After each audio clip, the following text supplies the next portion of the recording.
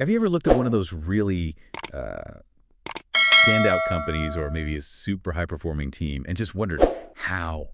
How did they make that jump? Going from just being good, which is hard enough, to being genuinely great. It often feels a bit like magic, doesn't it?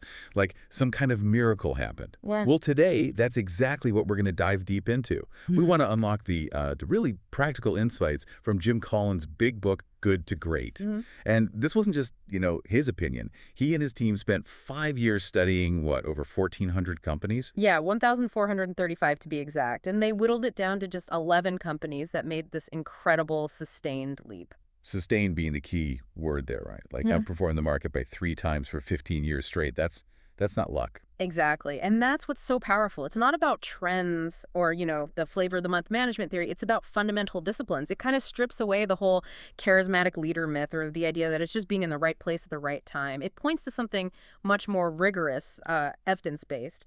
Okay, so let's get into it. Collins kicks things off with this idea of level 5 leadership.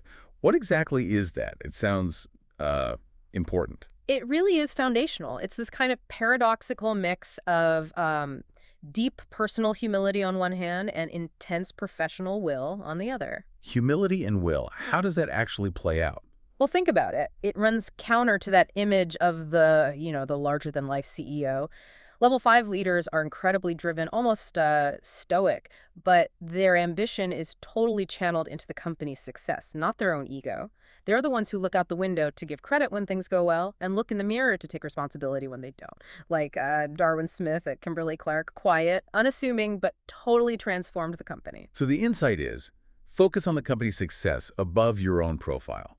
Give away the credit, take the blame. Pretty much build something that lasts beyond you. That's the core of level 5. Okay, makes sense. So you have these level 5 leaders, then the book says, first who, then what? That sounds backwards.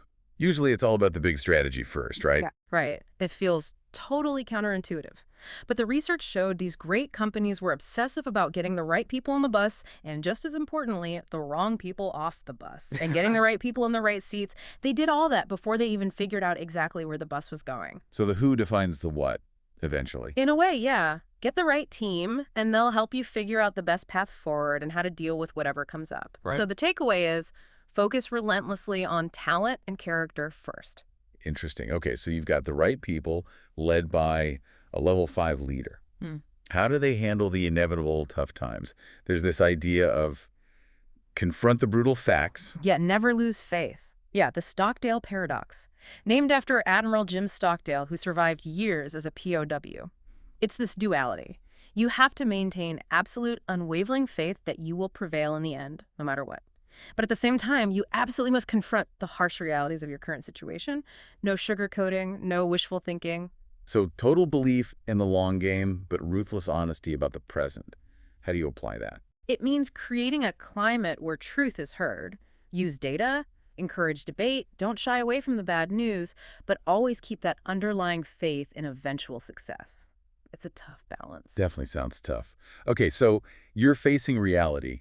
How do you find clarity on the right direction? That brings us to the hedgehog concept. What's that about? The hedgehog. It's about simplicity, finding that one core thing. It comes from this old parable, the fox knows many things, but the hedgehog knows one big thing. Collins uses 3 overlapping circles to explain it. First, what are you deeply passionate about? Second, what can you be the absolute best in the world at? And crucially, not just good at, but best. And third, what drives your economic engine? What actually makes you money or resources? The intersection of those 3 circles. That's your hedgehog concept. And the idea is to focus ruthlessly on that intersection. Exactly. Relentless focus. It gives you a powerful lens to say no to things that might be good opportunities but fall outside that core concept. It's about profound clarity. That clarity sounds like it would drive everything. Which leads to the next point, a culture of discipline.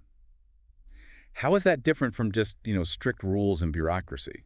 Big difference. It's not about tyranny or top-down control. It's about having disciplined people who engage in disciplined thought and take disciplined action. Because You hired self-disciplined people in the first place. Back to the first who idea, you don't need layers of bureaucracy. People adhere to the hedgehog concept and take responsibility. It's freedom and responsibility within a clear framework. So it's self-management within the system. Precisely. Consistent adherence to the core principles, not just obeying orders. And that discipline even applies to how they view technology, right? The technology accelerator's point isn't about being first with every new gadget. Not at all. That was a key finding. Good to great companies were often cautious about new tech. They didn't adopt technology just because it was new or hyped. They carefully selected technology only when it directly served their hedgehog concept. It was used to accelerate momentum they already had, not to create it out of thin air. So technology is a tool to amplify, not a magic bullet. You got it. Strategic application, not bandwagon jumping. Okay, this all builds up to the final big visual, the flywheel and the doom loop. This one really resonates because we always look for that one big breakthrough moment. Right, that single aha or that one killer innovation. But the research showed greatness rarely happens like that. Collins uses the analogy of pushing a giant, heavy flywheel. That first push takes incredible effort and it barely moves. But you keep pushing consistently in the same direction. And gradually, turn by turn, it builds momentum. It gets easier to push, it spins faster, until eventually breakthrough. But it's the result of all those consistent pushes. And the contrast is the doom loop. Yeah, the doom loop is what average companies often fall into. They try a new direction, don't get immediate spectacular results, so they panic, change direction, try something else, maybe restructure, lurching from one program to another, never building that sustained momentum, just reacting without consistency. So the big picture here, connecting all these pieces, is that transformation isn't one giant leap. No, definitely not. It's this relentless, cumulative process built on discipline, facing facts, getting the right people, finding that hedgehog clarity, and then just pushing that flywheel consistently. Push, push, push. Okay, so that really brings it together. It's about the relentless process, not the overnight miracle. Which leaves us with a final thought for you listening. Thinking about that flywheel versus the doom loop, where might you, in your own work, or maybe a project, or even just a personal goal, be caught in a kind of doom loop, jumping between ideas, reacting, not really building that steady momentum?